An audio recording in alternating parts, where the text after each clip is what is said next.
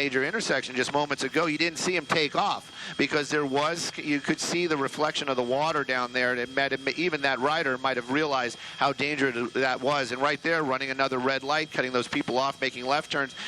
This is one of those situations where we watch, up here in Skyfox, and the viewers at home, we just sit there and it is a nail biter. You just don't want to see, even though this person is being very defiant, you don't want to see anybody get hurt, especially somebody on a motorcycle at those high speeds. One wrong move, one vehicle that just isn't aware that that motorcycle is traveling at 100 miles an hour or plus, it creates a problem. There you go, the Sheriff's Department. And this is the thing.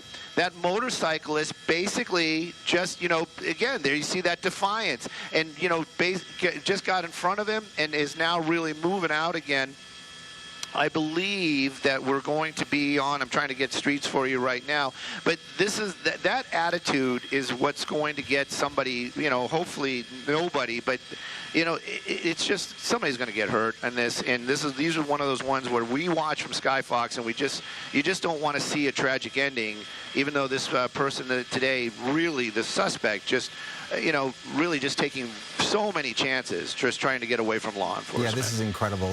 Even seeing the driver traveling at what is obviously a very high rate of speed here, and you see it again relative to the cars that are on the roadway there, on a surface street no less, unloading as fast as he can down this street, and then coming to slowing as he approaches this intersection there. And as you saw, completely defiant when that black and white, the sheriff's vehicle, came right upon his rear. He kind of motions to them. You're wondering if he was using some kind of an offensive signal to him using his hands, and being completely defiant here. So we're still, it appears, in the East San Gabriel Valley area as this motorcycle continues to drive at a high rate of speed. You were talking about the weather too, and some of the sprinkles that we had earlier today. There was still water on the roadways. I was driving there this morning, and when you have a situation where we haven't had any weather for a very long period of time, and you have some moisture on the roadways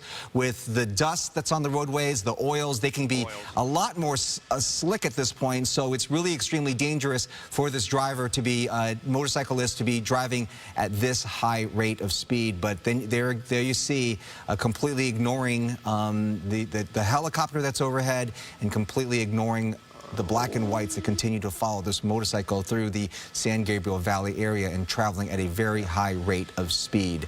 Trying to get an idea of where we're looking at right here.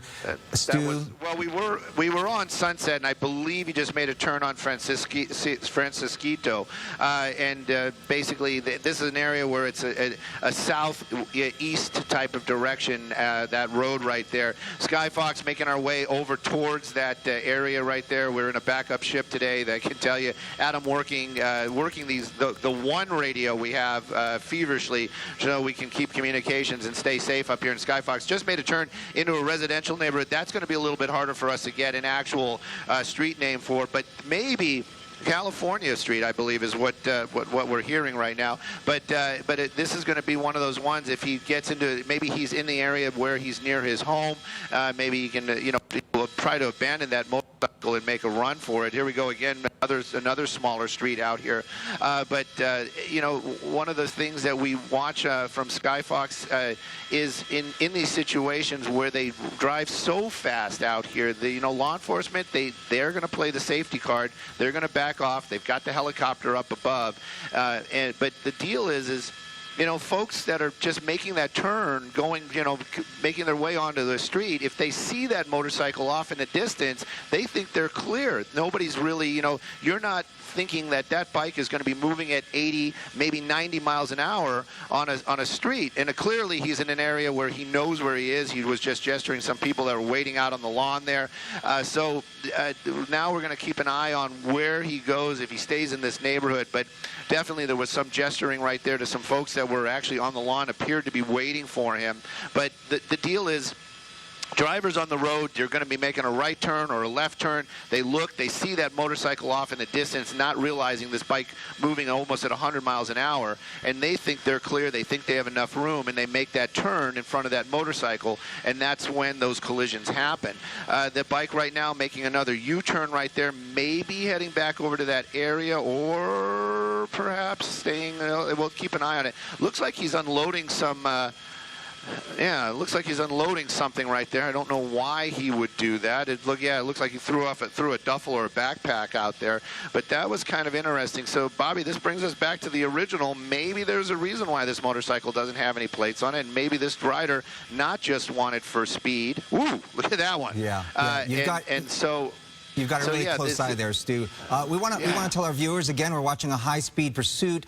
A motorcyclist wanted for high speed, for driving at an unsafe speed, and no tags, did not stop in the East San Gabriel Valley area. We're looking at the West Covina area, and you're watching the Fox 11 News at noon as we bring you this breaking news. And Stu, again, I didn't see that, that particular spot where you said that he motioned towards some people in a neighborhood, and looks like this motorcyclist continues to stay in this general vicinity in the West Covina area, even going in and around not just surface streets, but really into the neighborhoods as well. And then you also said that it also appeared like he maybe got rid of something or dropped something, opened his jacket, it almost looked like. He definitely threw a duffel out of that off the motorcycle into somebody's driveway back there. Don't know if it was somebody that he knows or anything like that. I'm sure it's on tape. If one of our techs might be able to go back and see that real quick, it was pretty clear that it was a large black duffel that he actually threw out there. Don't know if he pulled it out of his jacket or maybe it was just attached to the bike somewhere. But also there was definitely two people out on the lawn there when he made that turn. They were, you know, basically cheering this guy on as he made that turn. So right now the pursuit continues. Looks like he's picking another residential area, perhaps to make his way into into a home, or maybe at least a neighborhood where he knows where he's at. But again, this is just one of those ones where we watch it. We're thankful that nobody's getting hurt, but this motorcycle continues to take these chances and these risks. You know, it's just like anything else. It's not a when you're gonna. It's not a if you're gonna fall. It's a when you're gonna fall. And you saw him right there, just lose it a little bit. Also, something, Bobby, that you've got to think about is this rider. It must be starting to get exhausted. You know, clearly, he's just riding that motorcycle, but clearly there must be adrenaline going on there. Riding a bike like that, it does involve some physical strength.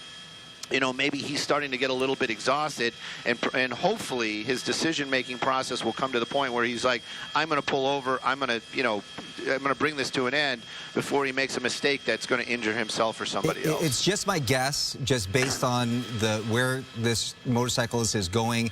It almost seems that he is going in a neighborhood that he knows, because it almost seems like just based on the circling, he's circling streets in and around this one neighborhood. Doesn't seem to be, as we see these pursuits, and this driver can travel at a very high rate of speed in any direction and go anywhere. And basically the freeways are very close. You've got the 10 freeway, the 605 not that far away.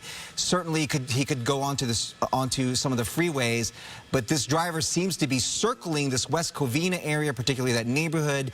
And then we saw also some of these shopping centers in and around that neighborhood as well.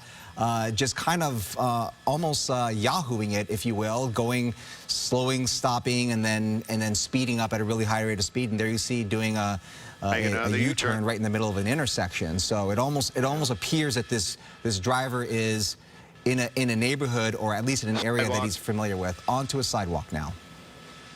Yeah, you know, and we're, just so the public kind of knows the general area, we're off of Francisquito Avenue, and near Sunset, near Glendora, just in Merced. It's basically in that giant block area right there in the West Covina area, and it almost appears that we've been going by that same shopping center. I haven't seen the Big Five is what I've been using as my reference point, but I haven't seen it rolling through there again.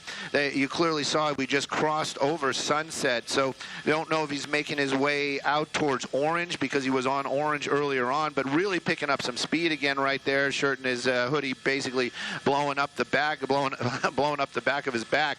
But at any rate, every time he opens it up like that, every time he really starts to move that motorcycle along, you just hope that those tires stay to the ground, and you also hope that no other vehicle isn't expecting him to be going 100 miles an hour, going to change lanes or do anything that's unexpected in front of that motorcycle.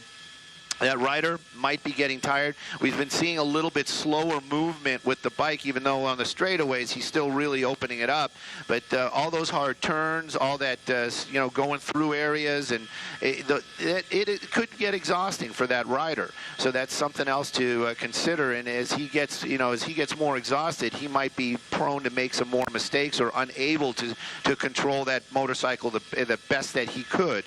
So right now we're keeping an eye on it. I can tell you the Sheriff's Department has not let this go, but it is because of safety. They're not on the ground, and they also feel that it's almost, that the rider is taunting the deputies, and it also might be a problem. They're thinking that maybe if he doesn't see those deputies down there, he's going to be able to, maybe slow down or make some better decisions. Looks like right now he's making a decision to get some fuel. Well, now he seems to be talking to some of the people fueling up at this gas station. Yeah, and you almost wonder if he's going to try to. Yeah, he just jacked that guy's fuel right there. And at a couple of dollars a gallon, that's that's almost petty theft. At any rate, he just took a squirt or two, and that's about it. But so it does show you he might be running on empty. Just a gallon on that bike will get you a good distance. But he's continuing on there. Wow. It's interesting because I had that question, and I'm not sure. I'm not a motorcyclist, so I don't know how long a motorcycle can run on a tank of gas, especially if you're unloading at very high rates of speed here. You're going to have to, we often talk about during chases how long, you only can run on the one tank of gas, right? You have to gas up. But again, it goes to the fact that these motorcyclists, you can be so nimble and it's interesting how that woman, of course, she did the right thing. He probably said, hey, let me have some gas here. She goes back in her vehicle. He grabs the pump for just a second and gives himself a couple of gallons, and he's back on the run again. Yep, and he hasn't popped. There he is. He just came out the other side. But yeah, it's one of those ones, and now he's starting, to gesture. It seems like he's almost gesturing to anybody that's going to look at him. I find it hard to believe that, just a lot of these random folks down there actually are watching or know that this is a chase. Also, Bobby, that was one of the things that I noticed besides the fact that he just basically stole gas from those people right there, is that all of a sudden there was a lot of black and whites in the area. You saw that CHP cruiser nearby all of a sudden, and then you also saw another sheriff's deputy driving up the road. So they are in the area, and this is one of the things you talked about, and I was so hopeful that you were right about this one. It looks like we're getting on the 10th freeway. So maybe we're going to go back to where this kind of started. The only plus on this is that there aren't a lot of turns, there aren't any intersections, but definitely we've seen this rider really driving very, very quickly, and again, this falls back into the same thing. You're driving along, you're going to make a lane change, you check your mirrors, you might see this motorcycle far off in the distance. Nobody's thinking that, that bike is going to be right there because he's going 100 miles an hour, and you're going to do that lane change safely, and then the next thing you know, you make contact with a motorcyclist. That's one of the big risks out there. I'm the guy that always, when there's traffic, I'll move over if I hear them coming or I see them in the rearview mirror, but when you're going 100 miles an hour and traffic's going 70, it becomes very, very dangerous for these riders.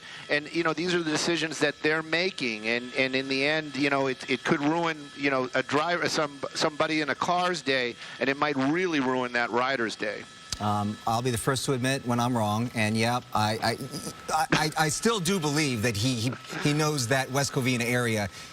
He's familiar with that area, but then decided to get here on the freeway and then just, again, unload there. By the way, that 76 gas station in West Covina was on Puente and Francisquito. And so right there in the middle of the West Covina area, and now North 605. merging onto the 605, you said, Stu? I'm sorry, no, we were just talking about what freeway he was on inside the helicopter. Sorry about that, Bobby. Yep. You know, we're north on the 605 freeway from the westbound 10. That's basically where we just transitioned.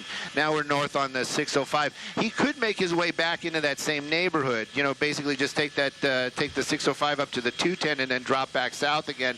Maybe he's just, you know, burning off that fuel, that little bit of extra fuel he got there. For the most part, you have to think that that rider must know that the sheriff's helicopter is above, and they're going to keep an eye on him.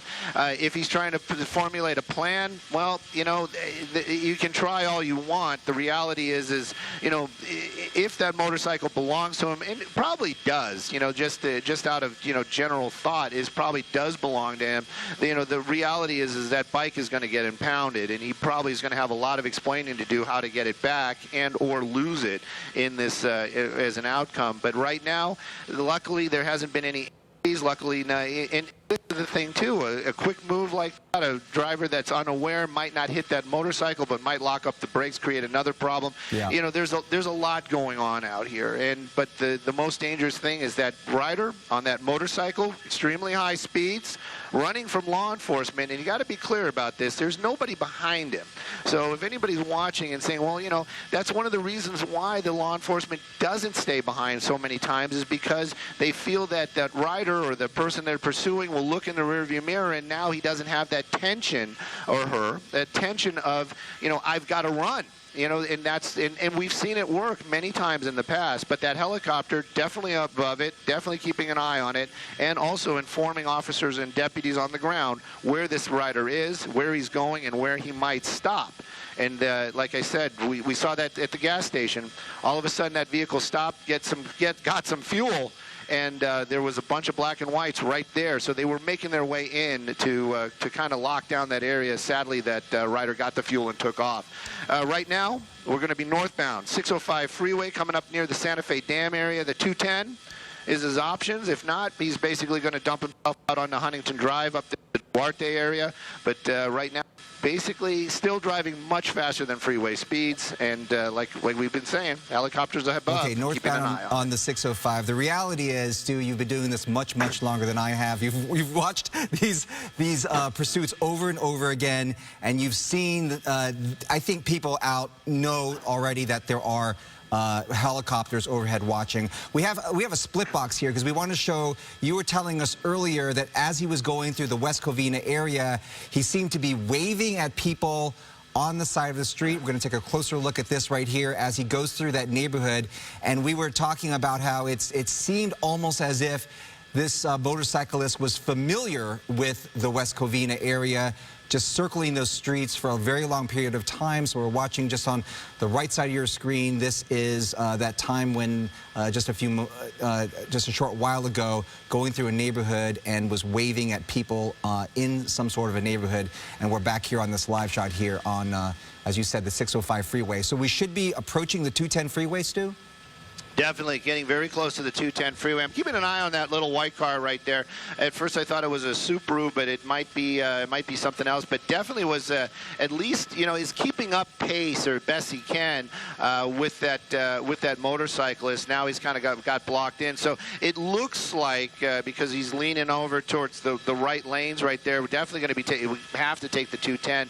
But I'm guessing we're going to be doing an eastbound. But that's just a shot in the dark right there. We're going to keep an eye on it. He could definitely, he's crossing back down. Look at that, right across the gore point. That's some dangerous moves for a motorcycle. So it looks like, and now definitely we're committed to the westbound. So now we're going to be doing westbound 210. So we're basically getting out of that area that we thought that he was so familiar with, or maybe he is, and he's just leaving it. We just don't know. But at any rate, on that transition, you can see looks like a deputy's vehicle right there, not California Highway Patrol. But, you know, is it just coincidence? Yeah, there's two of them. So is it coincidence? It might be. We'll see here just a moment as that motorcycle basically gets into the lanes out here, establishes that transition, and now we are westbound 210 freeway in the Duarte area, and you can see it right there, really starting to pick up some speed again. But we know he's low on fuel, and I don't know how much fuel he could have possibly got there. Maybe a gallon. Usually when I grab those pumps, they go really, really slow, never fast enough. So, you know, but any fuel is enough to keep him moving, and that's what he's doing right now. And making our way to Mountain. It'll be the first or next off-ramp right there, and continue. Yep, looks like we're getting off at Mountain. So keep an eye on where he's going. My point that I was making earlier, Stu, again, you've been doing this for a long time, and I think by now, don't you think these drivers know that there are helicopters overhead, that they are being watched? I mean, sometimes they even just motion to the helicopters overhead, telling them to try and tell them to back off, and it would just be impossible for officers on the roads to follow this motorcyclist safely, you know, chasing it through streets and surface streets and neighborhoods and the like. Definitely, and of course they know that they're being followed. Of course they know that there's somebody watching them, and it isn't just coincidence. I'm kind of wondering right now. I'm kind of stumbling around right here if he's garage, because we're back into another shopping center area. It seems to be one of the spots where he likes to go to or drive through. I'm not really sure what that is all about. I believe we're back on the Central right now. This is paralleling the 210 freeway. The traffic out here, you know, when he was making that one little turn there, you know, cutting those people off, making the wide right-hand turns, and those are extremely dangerous. You know, he can't see what's going on the other side, and right now it looks like, because again we don't have that map today, it looks like we're going to be northbound on it's either Shamrock or Mountain, but a lot more traffic. And you know, Bobby, you're so right. The law enforcement, they could maybe keep up in the idea that they could stay.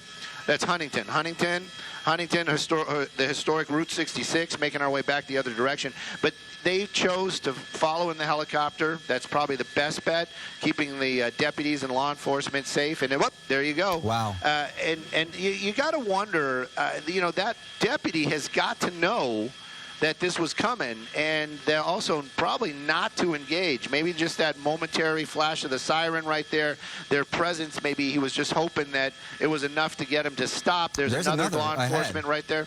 And so that just shows you that they know that this is happening in the area. They know that if he dumps the bike and he bails, that they'll be in that area very quickly, locking down that perimeter and trying to get that guy into custody. Well, you know, what choices does this motorcyclist have, right? And then there's more black and whites there in the area. By the way, we do have that video, Stu, of the situation in West Covina, happened earlier, where the driver, as we said, we don't know how much gas this motorcycle has, but he did make the effort to go get some gas, so we could only glean that this motorcyclist is running out of gas. And you're looking there at the right-hand side of your screen. Another picture here as Skyfox zooms in, and you can see there's a woman there who is gassing up her vehicle, another person there, and they're just walking away and letting him grab the pump and put in a couple of gallons of gas in his motorcycle before then taking off. And then it looks as if on the left-hand side of your screen, that's the live picture, and it looks as if, Stu, that motorcycle is back on a freeway. Back onto the freeway. I was hoping it was just a frontage road right there, but back on the freeway and really opening it up again. You can clearly see that vehicle moving double the speed of what's going on down there. So he's probably well into the triple digits. There's no limiter on that motorcycle. As fast as that motor will push that transmission is as fast as that bike is going to go.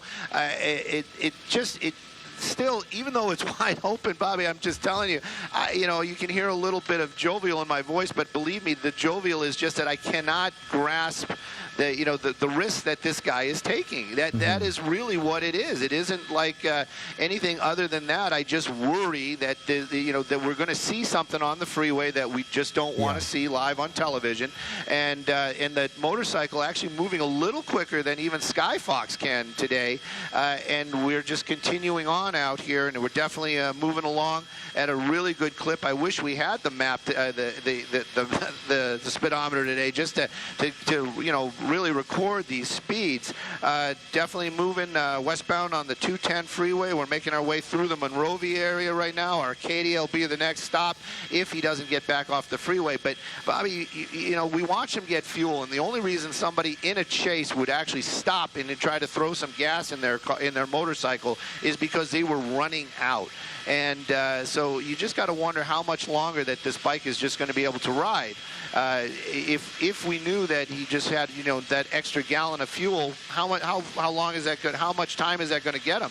If anybody knows, you know, text me. I'd love to. Yeah. I'd love to hear some actual numbers. We're coming up on Santa Ana is the next boulevard, so we're already in Arcadia. Speeds probably well into the triple digits right there, weaving in and out of traffic. Wet roads, not rain, but definitely damp. Slick. Looks like he's moving way over to the right. We might be getting off the freeway again, Bob. Well, you're talking about speeds into the triple digits, and we're hearing upwards of 120 miles per hour. So this is a very, very high rate of speed, and you can tell by the relative speed of the motorcycle versus other cars on the roadway right now that he's traveling at a very high rate of speed. And then you have to also wonder with the gas situation there, although he did gas up and get a couple more gallons, if he is low on fuel, to be unloading it at such a very high rate of speed, you expend gas a lot more quickly. Whether or not he's going to have to pull another stunt and do the same thing again and try to get some gas from someone else at another gas station. But you're like our human GPS, Stu. You've been following this person pretty good. It's your years of experience knowing these freeways and roads in Southern California to try to figure out and navigate where exactly this person is, and especially at such a high rate of speed. So just to reset for our viewers here who have been watching us, this is the Fox 11 News at noon. We've been watching this high-speed chase with a motorcyclist through the East San Gabriel Valley. It's been mostly on surface streets in the West Covina area. Spent a lot of time there in the West Covina area, but then we've seen this driver now dump onto the 10 freeway, the 605 freeway, and then now onto the 210 freeway, and as you see, continues to unload at a very high rate of speed. The initial call was just that this driver was driving at an unsafe rate of speed, this motorcyclist, and also that it didn't have plates, but obviously the motorcyclist did not stop, and it does appear that the black and whites, the CHP or the sheriff's department, who has been the main handle on this, has kind of taken an approach to back off just a bit to let this driver what are you doing? Drive, and then but then there is a helicopter overhead. All right, Stu, you've been listening to me ramble on about this, but wow, more dangerous moves by this motorcyclist. Definitely. One of my friends, Andrew, just texted me that those motorcycles get to about 35 to 45 miles per gallon, and you know, about a gallon of gas might get you about, at these speeds, right around 30 more minutes of ride time. Interesting. I genuinely believe that. Those numbers probably just about right. It looked like some other motorcycles on the 210 freeway either joining in or just happened to be in the wrong spot at the wrong time. But he basically went right past them, and then he started weaving a little bit, and you can see the reflection on the freeway, so you know that roadway is damp, and he's moving along at those high clips. I just don't want to see that bike just get a little bit of that wobble, that little death wobble, and then just throw that rider. Right now, though, continuing on, I can tell you we're going to be in Pasadena here in just a moment or two. Actually, we are in Pasadena. Excuse me. We are in Pasadena, and it's continuing on. So right now, he's kind of running out of options. He can take that 210 and basically make his way north, into the La Cañada area. There's that other biker who, didn't want to get showed up. And it just, now I'm worried for that guy. So I just got to let it all go. Just let it all go. It's that motorcyclist mentality, right? The other motorcyclists probably didn't even know that this was a pursuit that was going on, and just sees another motorcycle pulling up, and this does the Fast and the Furious and says, hey, we're still in a pandemic. There's still not as many cars on the roadway. Let's go, right? And then realizes, maybe I shouldn't do this. But, well, hopefully he got that, that reasoning came to that other guy pretty quickly. This one we've been watching here moving along pretty well. The 210, if he does do that La Cañada thing, it's going to be really tough for Skyfox. The weather really is coming down. The clouds are coming down. I'm hoping for the 134 so that at least we can keep following along. But it definitely looks like he's either getting off the freeway right there in the Pasadena area, saying that for our pilot Adam today to keep an eye on it. Definitely got off the freeway, and there he is. So we'll keep an eye on where he's going, what's going on right there, but hopefully he's going to make a turn to the south, and he is.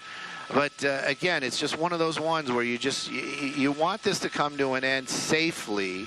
But every time he goes through one of these intersections, right there's another one that the building's kind of blocking us. We have to keep a little bit more separation with the helicopters today because of the weather and because of the fact that visibility is so is so limited. That's one of the reasons why Skyfox is staying a little bit farther away right now. Hopefully we'll get back into the fold here in just a moment or two. But I'm looking out the window for you, Vinny, just to keep an eye on it. If I see him moving, I'll holler it out. Okay, but so right now we're making our way back to where we last saw him. And keeping an eye on that intersection, that's where he should pop out, but we'll keep an eye out and see where he went to. So this is definitely the Pasadena area, right, definitely Stu? So it was the 210 freeway. I think it's close to maybe Lake. So you know, a big Walnut and Hudson. So Walnut and Hudson is where he's at. So he's basically paralleling the freeway. He's paralleling the freeway, Adam. Adam. He's that way. He's okay. Walnut and Hudson in the city of Pasadena. All right, we're going to give Skyfox and Stu an opportunity. He's on the street that's paralleling, Vinny. So to he's reposition up over there. There. There you see some of the water on the lens. I think our viewers can see that. So just to give them an idea of what the situation we're dealing with a high-speed pursuit of a motorcyclist in really unsafe conditions. So we have some water still pooling on the roadways, some slick roads, and this driver traveling at a very high rate of speed, triple-digit speeds, over 120 miles per hour on our area of freeways, from the 10 to the 610 to the 210 freeway, and now dumping off into the Pasadena area. I want to show you some video of what was going on earlier. Now, this pursuit was happening mainly in the West Covina area. There on the right side of your screen, you see that the driver, the motorcyclist, threw some sort of a duffel bag in that area, and Stu and I were just guessing that this motorcyclist did know or is familiar with the Pasadena area,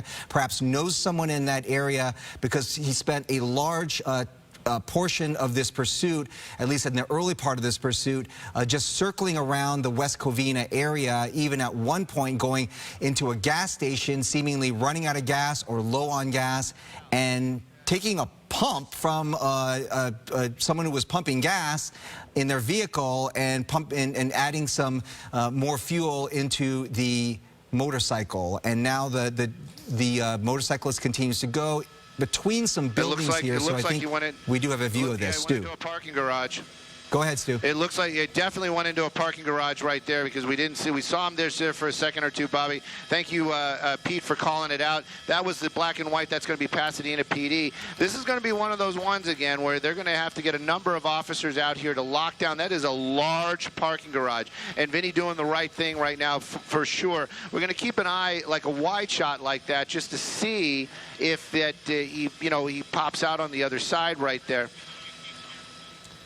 This is what I was talking about earlier. We saw this driver going in and around parking lots and maneuvering very quickly, and how a motorcycle is so agile, and you're able to move so quickly, and officers and vehicles have a tough time trying to follow the motorcyclist. And then when you get into a situation like this, when you pull into a parking garage, and you can see this is multiple levels, 1, 2, 3, 4, at least 4 levels in this parking garage, and no telling where inside the parking garage the driver, the motorcyclist, might have ended up or is driving around. They need to get the and then backside. can really easily get out of the motorcycle and then get on foot and try to get away from the officers. So right now, you see a couple of black and whites that were following very closely behind as best they could. They look to be surrounding this parking structure, likely on all 4 sides here. So trying to contain the area and to try and make sure that they see this driver before the driver tries to get away. Looks like I'm looking at possibly Los Robles Avenue. Does that sound right, Stu? Yep, it definitely. It's going to be off Los Robles, and it's going to be south of Colorado. So it's going to. There you go, it's Green Street. Thank you, Vinny. We're doing it the old-fashioned way. We're reading the street signs. The only thing is he picked on the bad side for that suspect, or the good side for law enforcement. Depends on how you look at it. I like the positive sides. Is that this is a parking garage, and of course you're going to say, well, that's a great thing, but this one is basically a parking garage that stands by itself. There's a bridge right there that takes you across the way. It isn't part of a mall, so I'm guessing there aren't multiple entrances into buildings. So even if he does dump that motorcycle in there and law enforcement find that bike, where's he going to go? If he's going to leave that building, chances are they're going to see him, because it isn't like he can blend into the mall or anything like that. It looks like this is basically a freestanding parking garage. So that's going to be a plus for law enforcement if they are going to, to try to really get that guy in custody. I'm surprised they're still allowing vehicles to basically just park in there. There's something going on right there at the corner, Vinny. That was the guy, he was looking to Vinny. Vinny's on it all the time. I just got to tell you, Vinny was watching that guy earlier on, and we didn't see where he came from, but it definitely appears that is the suspect right there, being taken into custody, taking off his hoodie and just trying to blend in. But definitely got that guy in custody right there. But Vinny Mac has some eyes, man. He has some eyes. He's been up there a long time, but his eyesight has not waned. He's got great eyesight. It's interesting that this motorcyclist almost looked like he tried to dump off the jacket, the helmet, to try, as you said, to just blend in. Blend in. But I don't think that obviously didn't fool officers. I mean, let's hope they got the right guy here. Yeah, it's true. Maybe he wasn't dressed the part because it is very cold and rainy out there, and perhaps the fact that he wasn't wearing any kind of jacket or hoodie might have been one of the reasons why he got caught. But Vinny is all about the shoes. He's a shoe guy, that Vinny, and he was looking at the shoes. That's what he's telling me right now. He's a shoe man. So at any rate, the suspect in custody there after a long pursuit. Thank goodness. Nobody got hurt. I got to remember that. Always look at the shoes, because what are you going to do, shoes. Right? Okay. This is, by the way, the Paseo. It's all part of the Paseo Mall, the Paseo shopping mall. So this is a parking structure that is adjacent to the Paseo shopping mall, the big shopping mall there in Pasadena, and it looks like this driver, man, pulls off the 210 freeway, gets onto Pasadena streets, and then tries to evade police officers by going into this parking garage. We've seen other chases end like this before, Stu, where they go into these parking garages and they actually get away. So that it's a tactic that I have seen before, but that wasn't the case in this situation here. It looks like it's the end of this pursuit that ends in Pasadena, and fortunately, from what we could tell from the time that we have been looking at this for about 45 minutes now, as this motorcyclist was traveling at a very high rate of speed, it looks like, at least what we can tell, no one was hurt. So that's a real good situation there. It looks like this driver now in custody. All right, Stu Mundell and Skyfox, as well as Vinny Mac, great eyes. We appreciate you both. Thank you very much, and we'll continue on here with the new news. Thank you both.